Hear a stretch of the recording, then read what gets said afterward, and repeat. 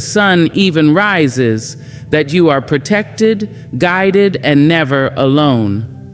What if I told you that the ancient words of Psalm 27 are not just scripture, but a spiritual compass for your modern soul? Before the world presses its demands upon you, before the notifications sing their hollow songs, before the opinions of others try to shape your reflection, there is a moment sacred, silent, golden.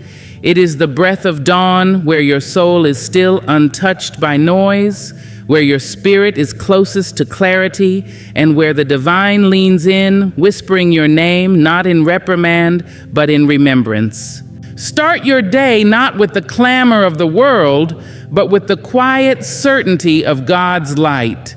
That light is not just the sun rising over the horizon, it is the illumination of your soul, the lifting of fear, the warming of the places in you that have grown cold with worry, weariness, and waiting. Psalm 27 begins not with explanation, but proclamation. The Lord is my light and my salvation. That is not a statement of question, it is a song of knowing. You see, light doesn't argue with darkness. It simply arrives, and darkness must move aside. When you begin your day in the presence of that light, you don't need to create confidence. It rises in you naturally. You don't need to force gratitude. It flows, and you don't have to chase purpose. It remembers how to find you. But to receive that light, you must make room for it. You must invite it. You must choose not to rush into the noise of the world before resting for a moment in the silence of God. Because what you run toward first is often what will rule your day. And if you run toward fear, toward your phone, toward the unfinished business of yesterday, then you are letting shadow speak before light has had its say. This psalm does not suggest you will have no enemies, no problems, no storms. It simply declares that when you begin with light, you are not subject to the storm's chaos. You carry the calm. You embody the stillness that cannot be shaken by external winds because you've been rooted by something eternal. The Lord is not just the light around you, He is the light within you. He is not a distant sun. He is the fire in your bones. Many people begin their day by stumbling out of bed into distraction, into survival mode, but you have been given the power to begin differently, not to react to the day, but to command it. You do this not by force, but by alignment. You rise and center yourself, not in ego, but in eternity. You step into the presence of light, not because you have all the answers, but because you trust the one who does. You turn your face toward the divine and say, guide me, guard me, grow me. And that light responds, not with thunder, but with assurance, with direction, with holy hushes that say, this is the way, with reminders that your breath is proof that you are still becoming, that your rising this morning is not random, but intentional. The darkness of last night did not have the final say, light did. And that light is not finished with you. It has work to do in you. It has promises to fulfill through you. Let your morning be a sanctuary, not a scramble. Let it be a sacred ritual where you sit at the feet of grace before you ever stand in the presence of people. Let Psalm 27 be your anthem, not your afterthought. Because when you start your day in the presence of light, you don't carry yesterday's burdens. You carry today's blessing. You don't chase peace. You become it. You don't look for strength. You remember it was always in you, waiting for this exact moment to shine again. In a world where almost everything is fleeting, where people change with the weather and love often comes with conditions, there must be something, someone, you can hold on to without fear of it slipping through your fingers. When the noise of uncertainty is loud, when your footing feels unsure, when you find yourself questioning everything you've built or believed, there is one who does not move, one who does not flinch, one who does not falter. God is not a suggestion. He is not a vague hope. He is not a distant possibility you reach for only when life goes wrong. He is your foundation, your fortress, your full and final answer. The beauty of Psalm 27 lies in its boldness. It does not say, I think the Lord might help me. It does not whisper, maybe he will show up. It says, the Lord is my light and my salvation, not was, not could be, is, present, immediate, unshaken. God is not a maybe when everything around you is saying you're not enough. He is not a maybe when your plans unravel, when people walk away, when the doors you prayed for stay locked. He is your certainty when nothing else makes sense. How many times have you let doubt be the loudest voice in the room? How often have you given power to the opinion of others, the pressure of time, or the weight of fear, when all the while certainty was waiting in silence for you to acknowledge Him? You see, God's presence is not based on your perfection. He doesn't show up only when you've got it all together. He shows up because He is already there, always has been, always will be. Certainty in God means you can walk into rooms where your name isn't known and still stand tall. It means you can sit in silence and know you are still heard. It means you can cry without shame because your tears are seen, counted, and understood. It means you can walk through the darkest valleys and know they are not your destination because His rod and His staff, they comfort you. They correct you. They carry you. God is not a maybe when the doctor's report comes in. He is not a maybe when the bank account runs low. He is not a maybe when your heart breaks in places too deep for words. In fact, when the world is most unsure, that is when His certainty becomes your saving ground. He does not shift like shadows. He does not hesitate like man. He is the same yesterday, today, and forever. And that is not poetry. That is truth you can stand on when everything else is shaking beneath you. And don't let this world fool you into believing that faith is weakness. Faith is not blind belief. Faith is fierce, focused trust in the one who has never failed. It is waking up and declaring, even if I do not see the way, I know the way sees me. It is facing storms with a steady hand because you know the wind still obeys His voice. It is being still, not because you're out of options, but because you know the battle is not yours to fight. So walk like someone who has already been delivered. Breathe like someone whose name is already written in the palm of eternity. Love like someone who is already loved beyond comprehension, because God is not a backup plan. He is the blueprint. He is not your fallback. He is the ground you rise from. And when the world asks, how are you so sure? You look them in the eye and say, because I walk with the one who never changes, never fails, never forgets who I am or whose I am. There is something sacred in you that the world cannot steal unless you hand it over. There is a warrior spirit in your bones, not because of how loud you are, not because of how strong you appear, but because of who walks with you. You were not crafted to tremble at the sight of resistance. You were not born to crumble when trouble knocks. The battle you are facing is not bigger than the one who lives inside you, and that means you were never meant to walk through life in fear of the fight. Fear has a voice, and oh, how persuasive it can sound.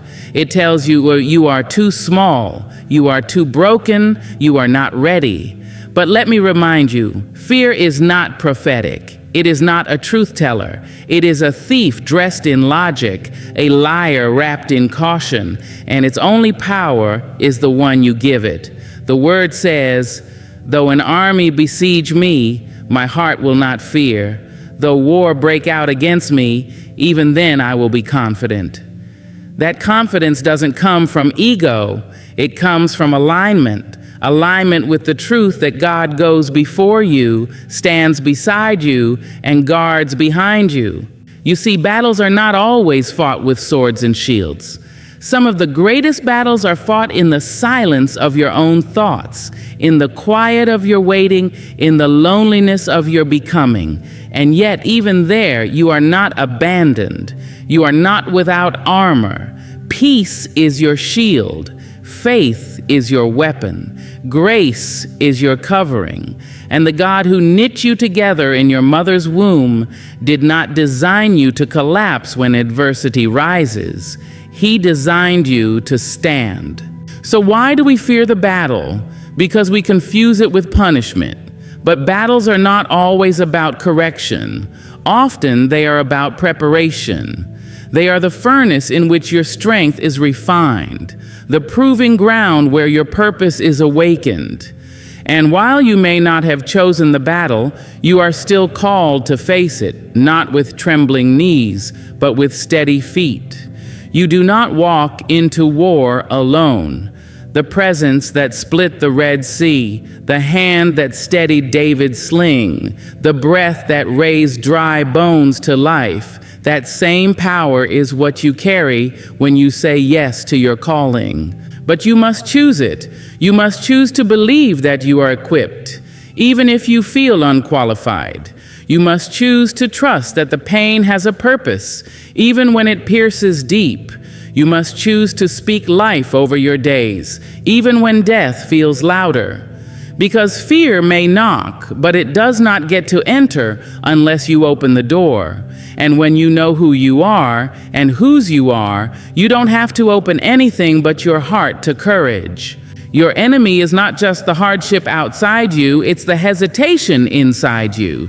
The temptation to shrink, the whisper that says, "Sit this one out," the weariness that begs you to stop. But oh my dear, you are not built for retreat. You are made of something eternal. And when you lean into that, you will find a boldness that cannot be bought, a bravery that does not depend on the outcome, and a strength that comes not from avoiding the fire, but from walking through it and refusing to come out the same. You are not meant to fear the battle because you are already promised the victory. Not a victory shaped like comfort or applause, but one rooted in resilience, anchored in purpose, soaked in the wisdom of having endured. You don't have to wait for the outcome to stand tall. You can stand now, right here, right in the middle of it, knowing that even if the battle rages, your spirit cannot be undone. You were never meant to fear the battle because you were created to reveal glory through it. There comes a moment in your journey when you must stop looking at your enemies and start looking at your assignment. The ones who speak against you, who try to block you, who cast doubt on your name, those people do not hold the pen to your destiny. They may raise their voices, but they cannot rewrite what heaven has already written. Your enemies may try to delay you, distract you, discourage you, but they are powerless against your purpose. Purpose is not fragile. It is not a dream that can be shattered by criticism or crumbled under pressure. Purpose is divine, anchored in a place far beyond the reach of those who don't understand you. And the reason they can't destroy it is because they didn't give it to you. It was breathed into your being by the one who sees beyond your beginnings and knows how the end unfolds. So why do you give your peace away to people who couldn't carry what you carry for even a single day? The ones who envy your light have no power over its source. The ones who wish for your fall do not get to determine your elevation. What they say, what they do, what they plot in silence has no authority over what God has ordained. Let them talk. Let them scheme. Let them walk away. Your purpose will not shiver under the weight of their absence. It will not bend to the wind of their betrayal. It will not stop shining because they try to dim your light with doubt or disdain. You must understand your enemies are often assigned not to break you, but to build you. Their resistance is the backdrop against which your resilience becomes undeniable. Their opposition is the evidence that you are rising. Trees do not grow tall without wind. Diamonds are not formed without pressure. And oil does not flow without crushing. If they are coming against you, it may be because something powerful is coming through you. And what is inside of you, purpose, vision, calling, fire, is not up for negotiation. They may laugh when you start. They may scoff when you stumble. They may even celebrate when you fall, but they cannot cancel what they never created. You are not walking on their permission. You are walking on divine instruction. And if God has placed something in your hands, no man can take it out. Let your enemies watch. Let them witness what happens when faith meets favor, when perseverance dances with destiny, when pain births power. The most dangerous thing your enemy can do is remind you of who you are. Because when they come against you and you stand anyway, when they speak against you and you bless anyway, when they hope for your failure and you rise anyway, they've done nothing but awaken the fire within you. Every dart thrown becomes a stepping stone. Every trap becomes a turning point. Every insult becomes a reminder that you are too focused to be offended, too called to be distracted, too chosen to be moved. Don't fight to prove your purpose to those who are committed to misunderstanding it.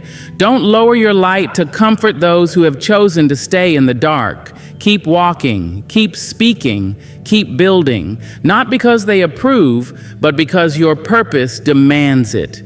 The battle is not theirs. The glory is not theirs. The crown is not theirs. Your enemies may surround you, but they cannot shake you. They may conspire, but they cannot conquer. You are not defined by their opinions. You are not bound by their limits. You are not driven by their fears. What you carry is protected. What you're building is covered. And where you're going, they cannot follow, not because you are better, but because you are anointed for a lane they were never assigned to understand.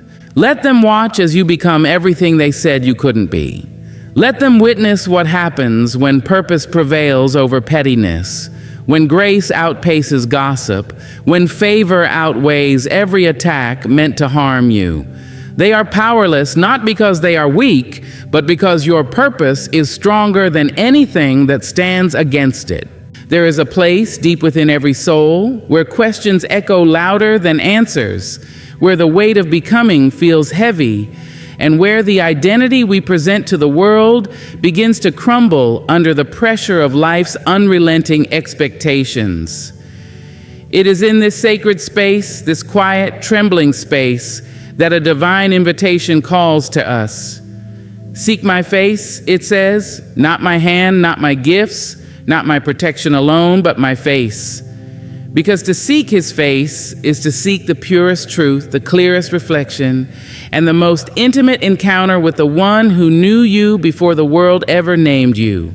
We live in a time where identity is shaped by mirrors and screens, by applause and validation, by how many people follow you, like you, admire you, or envy you. We search tirelessly for who we are in titles, in relationships, in accomplishments. But these are masks, temporary veils that can be stripped away in a moment. What remains then? Who are you when no one is looking? Who are you when the noise dies down, when the applause fades, when the stage is empty and the curtain falls? That is why the call to seek his face is not a suggestion. It is a lifeline, because when you seek his face, you are no longer asking the world who you are. You are returning to the source. You are entering the presence where masks melt and truth stands unshaken. And in that presence, you do not have to strive. You do not have to perform. You do not have to prove. You simply become. To seek his face is to come out of hiding. It is to strip away the armor that life has made you wear. It is to lay bare the wounds you thought you had to carry alone. It is to come not with polished prayers, but with the honesty of a trembling heart. And in that vulnerable posture, you do not find judgment. You find reflection. You begin to see yourself as he sees you, not through the lens of shame or failure or regret, but through the eyes of love that sees beyond your scars into your sacred design. The reason we don't know who we are is because we've been taught to chase identity in shadows. We run to opinions, to platforms, to possessions, hoping to find a sense of self. But identity is not something you achieve. It is something you remember. It is not found in the eyes of others. It is not found in how loud your name echoes in rooms that were never meant for your spirit. It is found in the secret place. It is found in stillness. It is found in the seeking. When you seek His face, you are not escaping reality. You are encountering it. The real you, the unshakable you, the you that was spoken into existence by breath, not by accident. And suddenly your value is no longer negotiable. Suddenly your worth is no longer in flux. Suddenly you realize you were not born to chase approval, but to walk in purpose. You were not created to fit in with the crowd, but to reflect the image of the Creator. In His face you will find peace that silences chaos. In His face you will find joy that no hardship can steal. In His face you will find the courage to confront what you've run from and the grace to forgive what you thought you'd never release. And in His face you will see yourself, not the version you've performed, not the version shaped by survival, but the version God envisioned when He called you very good. This is why the psalmist said, "My heart says of you, seek His face. Your face, Lord, I will seek." It was not a religious ritual. It was a desperate pursuit, because once you taste the presence of truth, you cannot go back to pretending. Once you have encountered real love, you cannot keep accepting counterfeit. Once you've seen your reflection in divine light, every other image will look dim by comparison. And no, seeking His face won't always be easy. It may require you to walk away from distractions, to silence the noise, to let go of the things that numb you but never heal you. But in that seeking, you are being formed. You are being renewed. You are being reminded of who you are, whose you are, and why you're still here. Because in His face, you do not find a God far away. You find the God within. And in Him, you find the mirror that never lies, the identity that never fades, the love that never lets you forget who you truly are,